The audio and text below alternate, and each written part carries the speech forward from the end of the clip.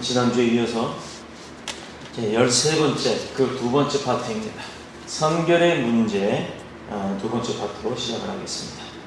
우리가 지난 시간에 불화의 문제점에 대하여서 또 제사보다 화목이 우선이라는 것에 대해서 우리가 배웠습니다. 옛사람의 명령과 예수 그리스도 또 예수님의 교훈을 통해서 노하는 자와 욕하는 자는 심판을 받게 될 것이라는 것과, 그러기 이전에 먼저 제사를 드릴 때 먼저 회개하여 온전한 제사를 주님 앞에 드릴 수 있도록 하는 것에 대해서 배웠습니다. 자, 오늘은 이어서 화목의 우리가 화목해야 되는 그 대상과 화목을 이루는 비결에 대하여서 배워보도록 하겠습니다. 자, 이제 세 번째 단락으로 화목의 대상. 그 첫 번째, 하나님과 화목을 해야 되는 줄로 믿습니다. 로마서 5장 10절에 보면 우리가 누구와 먼저 화목을 해야 되는가에 대해서 나옵니다. 자, 읽겠습니다. 곧 우리가 원수 되었을 때 그 아들의 죽으심으로 말미암아 하나님으로 더불어 화목되었은즉 화목된 자로서는 더 그의 살으심을 인하여 구원을 얻을 것이다. 누구로 인하여서요? 누구로 인하여서? 하나님으로 인하여서. 하나님으로 더불어서 화목되었은즉 화목된 자로서의 더 그의 살으심을 통해 구원을 얻게 된다라는 말씀이 있습니다. 우리는 하나님과 화목하는 것이 가장 우선입니다. 하나님과의 관계에 있어서 우리가 죄악과 또 시기와 질투, 아니면 주님이 원치 않는 일, 나의 드러남으로 인해서 하나님과의 관계가 소원해졌을 때, 우리가 아담과 하와가 에덴 동산에서 선악과를 먹지 말라는 하나님의 계명을 어기고 자기의 나됨과 자기의 두드러짐, 우월함을 드러내고자 했던 그 욕심 때문에 하나님과의 관계가 멀어졌죠. 자, 그러고 나서 우리는 무슨 삶을 살았습니까? 어려움 가운데, 고통 가운데, 해산의 고통과 땀을 흘리는 수고의 삶을 살게 된 것입니다. 그런데 하나님께서 예수 그리스도를 이 땅에 보내셔서 무엇을 하셨다고요? 우리를 위해서 화목을 시키시고 하나님과의 화해에 중재를 하시고 하나님과의 선이 그어졌던 부분들을 십자가 사건을 통해서 우리를 하나님과 연결해 놓으셨다는 거예요. 오늘의 주제가 화목입니다. 화목. 하나님과 우리 사이를 갈라놓은 것은 무엇 때문이라고요? 아담과 하와가 무엇을 했길래? 계명을 어긴 죄를 졌길래. 죄 중에서 가장 큰 죄는 우리 십계명에 나오죠. 무엇일까요? 십계명에 보면 하나님께서 말씀을 하십니다. 나 이외에 다른 신을 섬기지 말라. 즉 우상을 숭배하지 말라는 거예요. 여기 우리가 우상이라고 하는 것은요, 이 상자라는 말 때문에 이 형상상, 모양상, 어떤 모양을 이야기하는 줄 알아요. 우상이라고 하는 어떤 동상이나 어떤 물건이 아니라, 그것도 물론 포함이 됩니다. 그러나 그것만이 아니라 우리가 하나님보다 더 사랑하는 것, 그것도 우상이 되는 줄로 믿습니다. 그렇기 때문에 이 세상에서 하나님보다 더 사랑해서는 될 것이 없다라는 마음을 전제하로 하나님에 대한 의리와 하나님에 대한 사랑을 고백하는 저와 여러분이 되시기를 축복합니다. 죄 중에서 가장 큰 죄는 뭐라고요? 우상을 숭배하는 죄입니다. 여기엔 동상만 포함된다는 게 아니에요. 그러니 북한의 모든 백성들이 김일성, 김정일, 김정은 이 3대 부자의 동상을 놓고 그 동상 앞에, 배지 앞에, 아니면 심지어 방방 집마다, 무슨 사무실마다, 학교마다 다 걸려있는 사진, 액자에 있는 그 사진을 보고 맨날 무엇을 한다고 합니까? 절을 하고 또 거기다 무슨 다짐을 한다고 하죠. 바로 그것이 우상인 것입니다. 그들은 하나님을 알지 못하기에, 또 안다 하더라도, 아는 사람이 있다 하더라도 그들이 죽임을 당하지 않기 위해서 감시하는 그 눈들을 피해서 본의 아니게 그 우상과 형상들에게 절을 하고 다짐을 한다는 것입니다. 얼마나 안타깝습니까? 여러분은 그렇다 그러면 북한 사람들에게 얼마나 행복한 거예요? 정말 행복한 삶을 살고 계시는 줄로 믿습니다. 왜? 내가 하나님을 알고 그런 하나님을 난 내 마음대로 선포하며 증거하며 또 사랑한다고 고백할 수 있기 때문입니다. 만약에 누군가가 예수 그리스도를 로마 황제처럼 예수 그리스도를 사랑하는 모든 이들을 잡아 죽여라, 그리고 그들 입에서 예수란 말만 나오면 입을 지져버려라, 이렇게 법으로 만들어 놨다 그러면 아마 열심히들 믿으실지도 몰라요. 더 열심히들 믿으실지도 모른다는 얘기입니다. 왜? 핍박받았던 기독교의 역사상 어느 핍박, 어떤 환란이 있었다 할지라도 기독교의 복음은 증거되지 않은 적이 없기 때문입니다. 오히려 더 부흥을 하였기 때문입니다. 우리는 이 죄의 문제를 해결해야 하나님과의 관계를 화목할 수 있는데 예수 그리스도의 보혈을 통해서만 가능하다는 것, 또 예수 그리스도를 통하지 아니하고는 하나님과의 관계를 회복할 수가 없다라는 것, 절대로 우리의 죄의 문제가 해결되어지지 않는다는 것입니다. 그렇다 그러면 보혜사로 오신 예수 그리스도, 중재자, 중보자로서 오셨던 예수 그리스도의 그 죽음의 사건, 십자가 사건을 통해서 우리가 받을 수 있었던 것은 무엇이다? 죄사함과 용서와 구원이라는 겁니다. 하나님과의 객관적인 화해의 근거는 바로 예수 그리스도의 피, 이것밖에 없는 것입니다.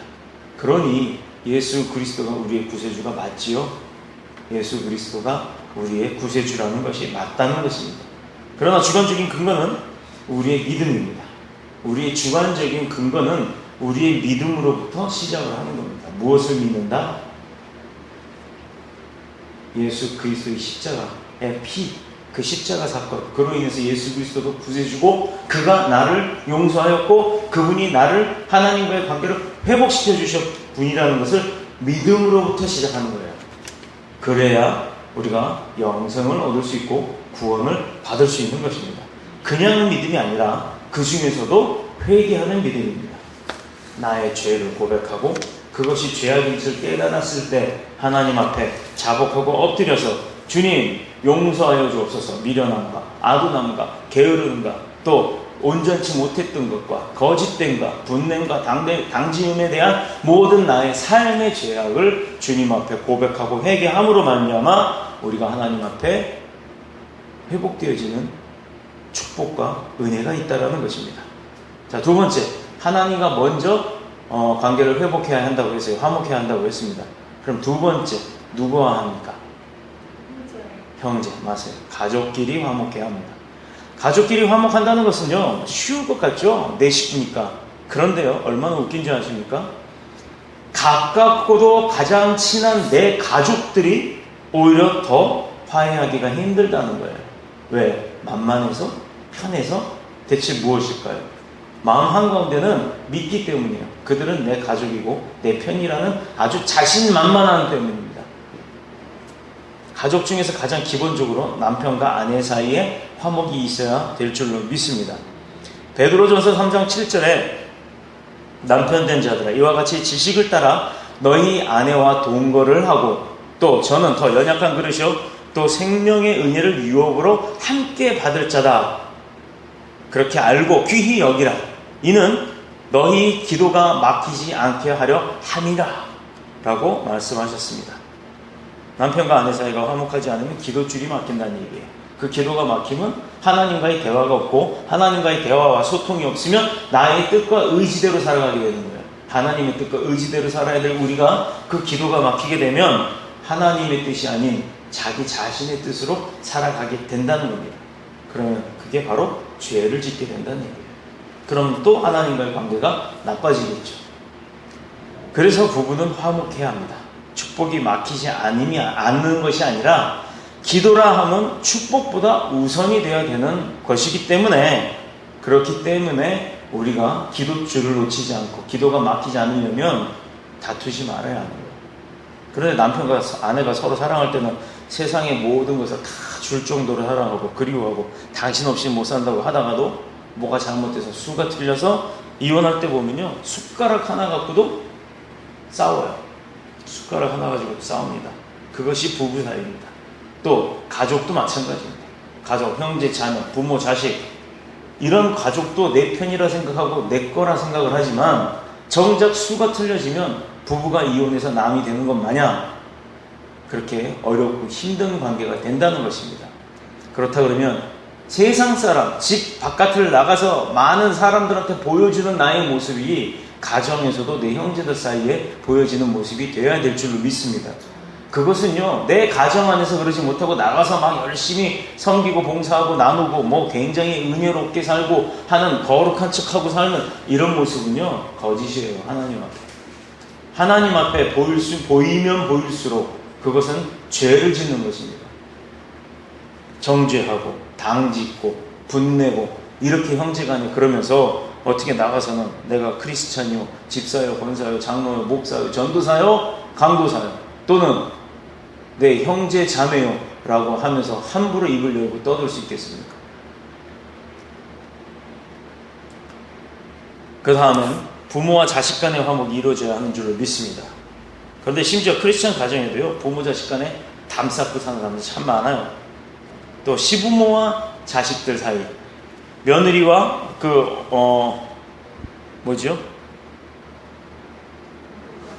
고부, 그걸 무슨 어머니라, 시어머니. 예, 고부 간에, 시어머니 간에 화목이 이루어져야 되는 줄로 믿습니다. 정말 부모 자식 간에 제일 어려운 자리가 고부간이래요, 고부간. 심지어 어느 교회에서 시어머니는 권사님이시고 며느리는 교회 집사인데, 그것도 그냥 집사가 아니고 여전도회 회장을 맡고 있던 집사가 같은 집에 살면서 꼴 보기 싫다고 밥을 따로따로 해먹었답니다. 원한의 38선이 그 집 안에 있는 것을 본 적이 있습니다. 어머니 편에서 보면 남편도 없이 평생 자식 하나를 위해서 생명을 다해서 먹을 것도 제대로 먹지 않고 뼈 빠지게 일해가지고 자식 딱하니 키워놨더니 어느 날 갑자기 시아파랗게 젊은 여자가 나타나서 낚아채 갔다 이거예요. 그러니 시어머니 입장으로 본다면 어머니 입장에서 아들이 내 아내 하고 어머니 하던 사람이 아내 이렇게 하다 보면 참 시어머니 입장에서 보면 속 터지고 미칠 노릇이죠. 내 거였던 게 남의 것이 되어버렸습니다. 그런데 요즘은 며느리가 시어머니에게 시집살이 하는 집이 거의 없다네요. 요즘 세대가 그런가요? 그래서 아파트가 뭐 그린힐스 뭐 컨티넨탈 무슨 아파트 이렇게 해놓으려면 시골에 있는 할머니 찾아오지도 못한다고. 그래서 요즘 젊은 사람들은 그런 아파트 이름을 선호한다며요. 우스개 같은 소리지만 그것이 우리 현실이 반영되어 있는 이 세상의 모습인 것입니다. 자, 이제 우리 믿음의 사람들, 하나님의 말씀대로 순결함으로 순종하며 사는 사람들은 오늘 제목처럼 선결의 문제가 있습니다. 먼저 결정해야 할 문제들이 있어요. 이 가운데 죄짓지 말아야 한다는 건 기본이고 하나님과의 관계는 회복되어야 되는데, 자, 내 부모를 뭐 하라고요? 공경하라. 이거는 다른 명령이 아니라 하나님께서 다 그 많은 420가지의 명령 중에 10개로 추려놨던 명령 중에 6번째입니다. 맞죠? 5번째인가요? 6번째입니다. 왜 내 부모를 공경하라 라고 말씀을 하셨을까요? 바로 이것 때문입니다. 부모 자식 간에 화목함이 없으면 축복받지 못하기 때문이에요. 가족 간의 화목, 아무튼 부모 자식 간의 고부 간의 갈등이 문제되는 것뿐만 아니라 부모와 자식 간의 갈등도 해결이 되어야 될 줄로 믿습니다. 우리 교회 모든 가정들은 그런 가정이 없는 줄로 믿어요. 그래야 하나님 앞에서 기도드릴 때 그래 내가 널 용서해 주마 하고 하나님이 그 기도를 들어주신다는 거예요. 뒤로는 호박씨 깔 거 다 까고 있으면서 하나님 앞에 와가지고 무릎 꿇고 앉아서 눈물 펑펑 흘려가면서 그렇게 기도를 하는데 하나님이 그 뒤로 호박씨 까는 거 못 보셨겠어요? 다 보셨죠.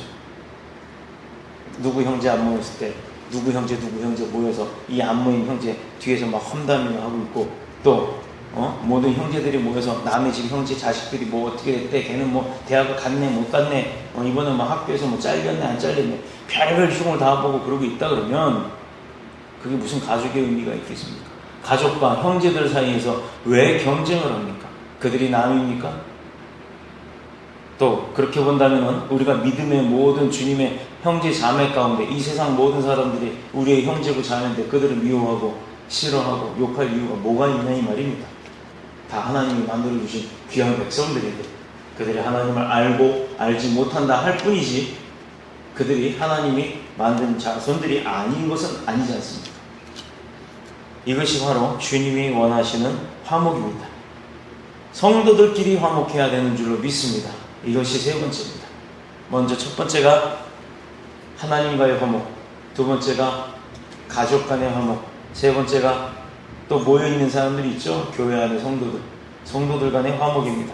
데살로니가 전서 5장 13절에 보면 바울이 데살로니가 교회 사람들에게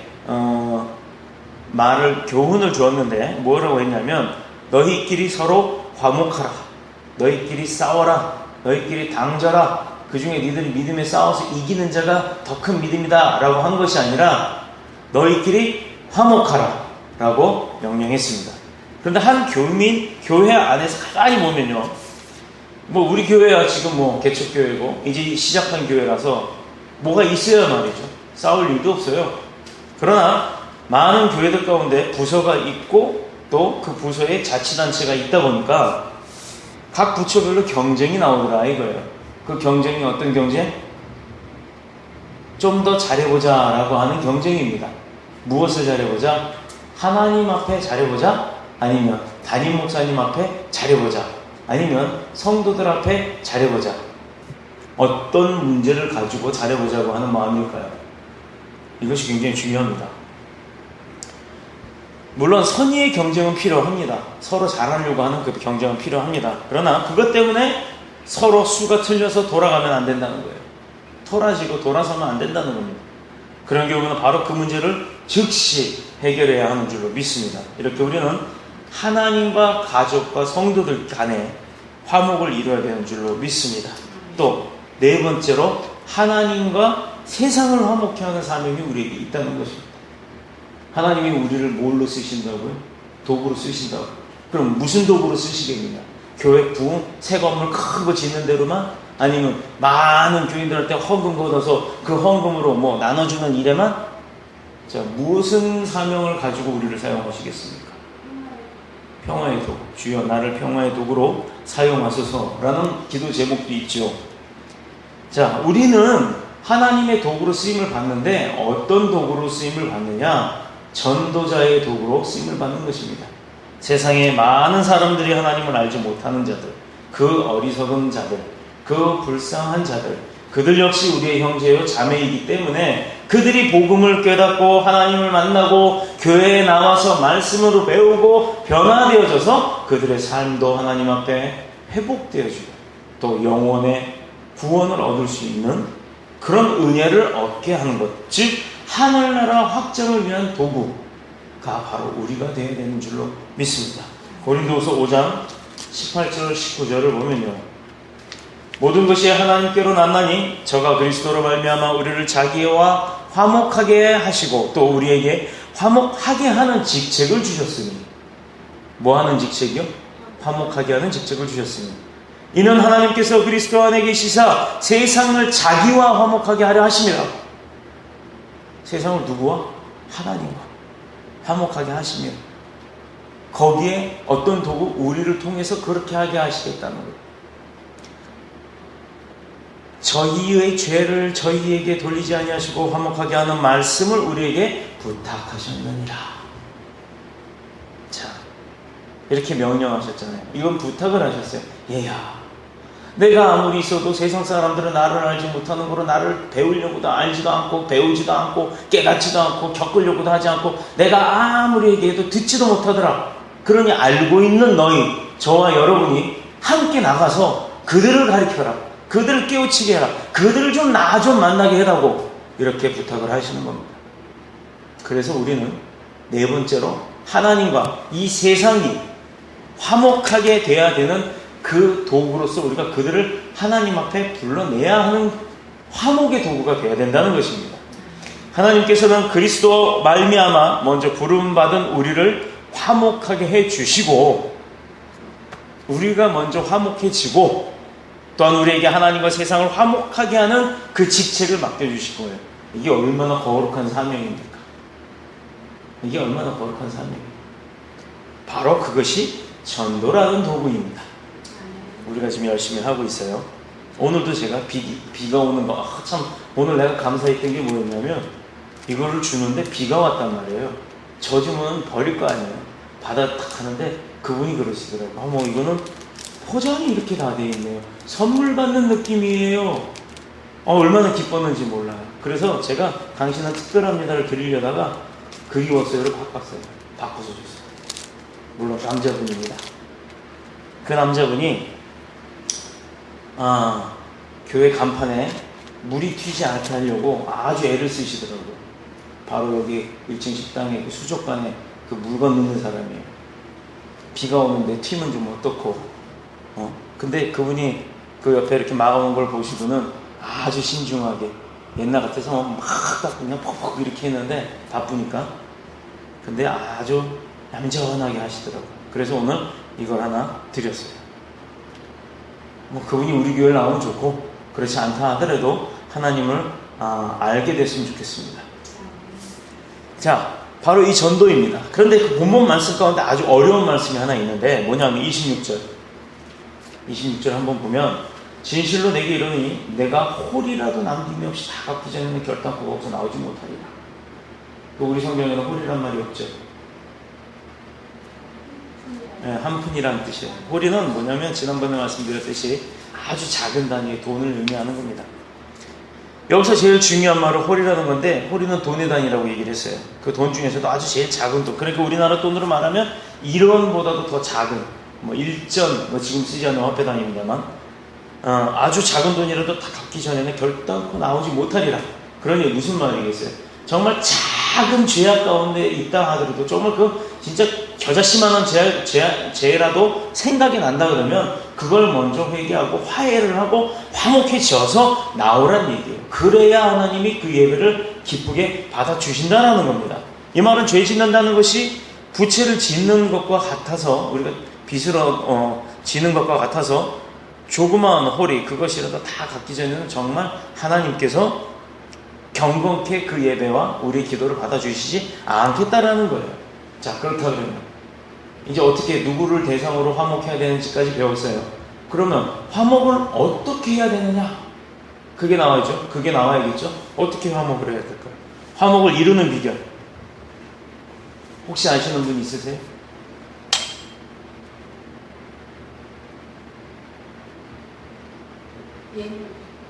네. 자, 제가 뭐 하나 여쭤볼게요. 우리 뒷골목으로 이렇게 가다 보면 여기 커피 연구소가 하나 있고, 그 연구소 옆에 보면 이렇게 코너 돌아가는데 나뭇가지가 이 담벼락 바깥으로 도로로 이렇게 나온 게 있어요. 이게 가을만 되면 감이 열려요. 그 주인은 가지 나온 거는 누가 따먹어도 아무 말 안 해요. 그 안에 달린 거 따먹으면 막 뭐라 그러겠지만 바깥으로 나간 건 자기 거 아니라고 그냥 누가 드시든 신경 안 쓰더라고요. 자, 그럼 그 감나무가 예를 들어 열매가 열리죠. 그 열매 안에 뭐가 있죠? 씨앗. 네, 그 씨앗이 감나무가 뚝 떨어졌어요. 감나무가 뚝 떨어져서 온고로 다 있을 때 누군가 아이가 주워서 먹어버리면 그만이지만, 만약에 아무도 그걸 주워 가지 않은 상태에서 바닥에 뚝 떨어졌어요. 그게 썩어버렸어요.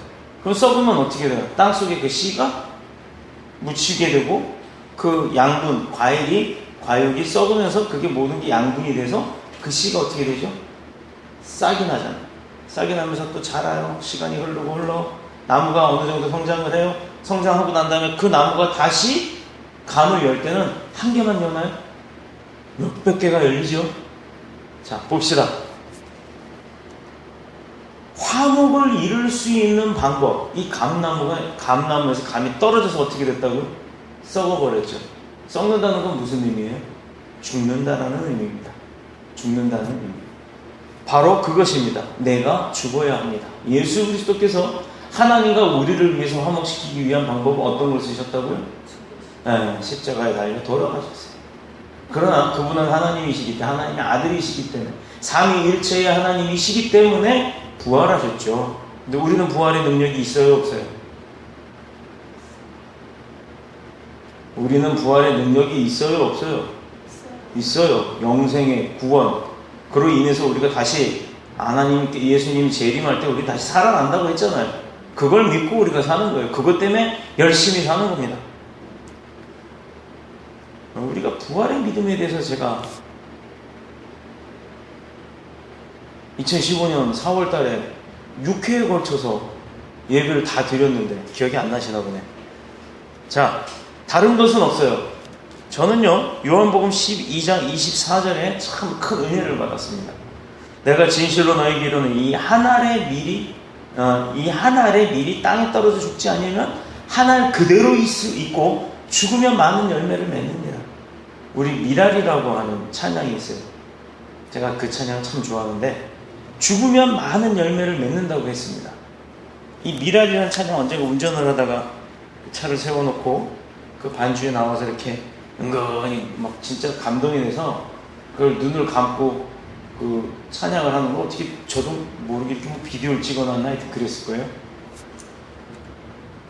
그걸 언젠가 한번 제가 보게 됐는데 야 이게 참 은혜가 되긴 되었나 보다. 내가 노래를 부르면서 이렇게 나를 찍어놓은 게 있었네 하는 그런 감동을 받은 적이 있는데 그 찬양을 한번 자세히 한번 들어보면 정말 그 가사의 내용을 음미해보면 정말 많은 은혜가 될 줄을 믿습니다.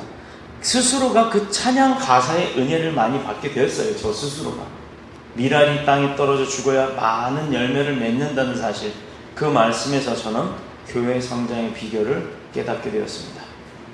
그것은 바울처럼 나는 날마다 죽노라 이런 고백을 하는 것입니다. 근데 죽는다는 말은 결국 내 옛사람은 십자가에 못 박아 버린다는 거예요. 나의 옛날 과거의 습성과 생각, 행동, 그리고 뭐 어떤 그런 습관들 이런 것들을 다 버려야 된다는 거예요. 그중에 뭐 좋은 걸 버리면 안 되죠. 새벽 예배 한 번도 안 빠지고 나갔던 그 옛날 그 습관을 갖다가 옛사람의 습관을 버린다고 그걸 다 버리고 아침마다 퍼질러 자버리면 안 되죠. 그게 아니고 하나님이 원치 않는, 하나님이 보시기에 하나님의 뜻에 합당할 수 없는, 부합되지 아니하는 나의 잘못되어진 삶을, 그 옛날의 모습들을 십자가에 다 못 박아버린다. 즉 이것이 날마다 나는 죽는다라는 겁니다. 저는 이것을 세 가지로 제 생활 속에 응용을 해보려고 합니다. 첫째로, 죽은 자는 말이 없어요. 죽은 자가 억울하다고 벌떡 일어나서 야 내가 언제 그랬어 이렇게 하는 거 봤습니까? 죽으면 끝이에요. 어떤 때 보면 정말 본의 아니게 오해를 받을 때도 있어요. 그러나 변명은 하지 않습니다. 왜? 하나님이 보시고 있고 하나님이 아시기에 진실은 언젠간 밝혀지게 되어 있습니다. 시간이 지나면, 세월이 지나면 진실이 밝혀지고 해결이 될 것이라는 것을 믿고 입을 다물겠습니다. 어떤 오해를 변명하려고 들면 말이 말을 낳고 또 그 말을 변호하다 보면 심지어 거짓말을 하기도 합니다. 그러나 말을 안 하면 메아리도 없는 법이에요. 산에 가서 야호 야 임마 해봐요. 그럼 야호 야 임마가 나한테 들려와요. 근데 내가 거기서 야호 잘 살아라 축복한다 사랑한다 해봐요. 그러면 그 메아리가 그대로 야호 잘 살아라 축복한다 사랑한다 하고 저한테 들려옵니다. 좋은 건 좋죠. 근데 변명이나 이런 말은 말을 하면 할수록 더 큰 말을 만들게 됩니다. 어떤 오해를 변명하려 들면 말이 말을 낳고 그래서 나중엔 자기가 무슨 말을 했는지조차도 기억을 못할 정도로 자기가 남한테 한 말을 또 자기가 들은 말을 마치 자기가 한 말처럼 생각을 할 수 있는 이런 오류들을 범하는 게 우리 사람의 현실입니다. 두 번째로는 죽은 자는 욕심도 없습니다. 이렇게 욕심 많던 사람도 죽으면요, 죽을 때 이러고 안 죽어요. 어떤 사람이 이러고 죽냐? 딱 한 사람이 있습니다. 전기에 감정이 된 사람만 이러고 죽습니다. 온 몸이 근육이 마디마디가 오그라들기 때문에 뭐 요것만 오그린 게 아니에요. 전부 이렇게 아기처럼 오므리고 죽게 돼 있어요. 근데 욕심을 가진 사람이 죽으면 그 사람이 어떡한다고요? 죽은 사람들 보셨나요? 모든 걸 쥐고 있다가도 죽는 순간 다 핍니다. 그래서 공술에 공수거라는 말이 나왔어요. 손이 펴요. 아무것도 안 가져간다는 얘기입니다. 세 번째로는 죽은 사람은 어떻게 되죠? 죽으면 어떻게 합니까? 장사를 지내고 화장을 하고 뭐 뿌리기도 하지만 대부분 땅에 묻죠. 죽은 자는 묻힙니다. 나는 묻히고 예수 그리스도만 드러나는 것입니다. 이것이 바로 우리의 삶이 되어야 될 줄로 믿습니다. 옛사람을 십자가에 못 박는다. 바로 이 세 가지. 죽은 자는 말이 없고 죽은 자는 욕심이 없고 죽은 자는 묻히는 것처럼 우리의 삶도 그렇게 나의 옛 모습들을 십자가 안에 묻어버리고 그리고 무릎 꿇고 기도하는 것, 그 방법밖에 우리가 살 방법이 없습니다. 바로 기도가 답이기 때문에 이제는 정말 도무지 참지 못하겠다라고 할 때도 있습니다. 억울할 때도. 그래서 어느 교회 성일 있을 때 그런 억울함이 있어서 목사님을 찾아갔더니 목사님께서 그래요. 그렇게 억울하면 고소도 해야 되고 형사처벌도 받고 죄진자를 벌받게도 해야죠. 그런데 한 번만 더 기도해 봅시다. 그 목사님이 그 얘기를 하시더라고요. 순종했습니다. 그때 하나님을 만났고 그 모든 사람들을 용서하게 되었습니다. 아마 그때 제가 그 용서함을 잊지 못했다 그러면, 그 목사님의 말씀을 순종하지 않았다 그러면 지금의 제가 이렇게 강단에서 하나님의 말씀을 전하는 자가 되지 못했을 거라고 저는 확신을 합니다. 왜? 용서함을 배우지 못했기 때문에. 용서함이 없는데 어떻게 하나님과의 화해가 있겠습니까? 바로 저도 그렇게 어리석은 일을 범할 뻔했었다는 겁니다. 그런데 우리도 기도를 통해서 하나님을 만났을 때 하나님이 모든 그 억울함과 또 부족함과 모자람들은 해결해 주시고 채워주시는 분이시기 때문인 줄로 믿습니다. 두 번째로 내 안에 주님이 계셔야 하는 겁니다. 우리가 화목되는 방법이요, 어떻게 화목을 해야 되는지, 내 안에 주님을 두고 살아야 되는 거예요. 갈라디아서 2장 20절에 내가 그리스도와 함께 십자가에 못 박혀 죽었나니 그런즉 이제 내가 산 것도 산 것이 아니요 오직 내 안에서 예수께서 산 것이라. 이제 내가 육체 가운데 사는 것은 나를 사랑하사 나를 위하여 자기 몸버리시는 하나님의 아들을 믿는 그 믿음 안에서 사는 것이라 라는 사도 바울의 고백이 있습니다. 우리 반주자님 잠깐 나오셔서 반주 좀 합시다. 그러니까 내가 내 옛사람은 십자가에 죽고 내 안에 예수님이 부활하셔서 살아 계셔야 된다는 것입니다. 항상 옛사람을 쳐서 복종시켜야 하는 것입니다. 그런데 이상한 것은 이 옛사람을 쳐서 장사를 지냈는데 어느 순간에 또 나온다는 거예요. 이건 자꾸 집어넣으면, 기도를 통해서 그 십자가에 못 박여서 그 옛사람을 자꾸 죽이면 요놈의 옛사람이 부활을 엄청 잘해요. 천만 남은 살아서 기어 나옵니다. 누르고 또 눌러도 또 기어 나옵니다. 날마다 기도하면서 그 옛사람을 눌러 묻어야 되는 줄로 믿습니다.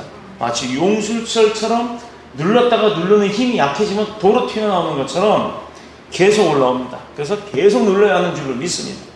다른 데 정신을 팔면 또 언제 나타날지 몰라요. 교만과 욕심, 그렇게 계속해서 눌러버려야 될 줄로 믿습니다. 찬양합니다.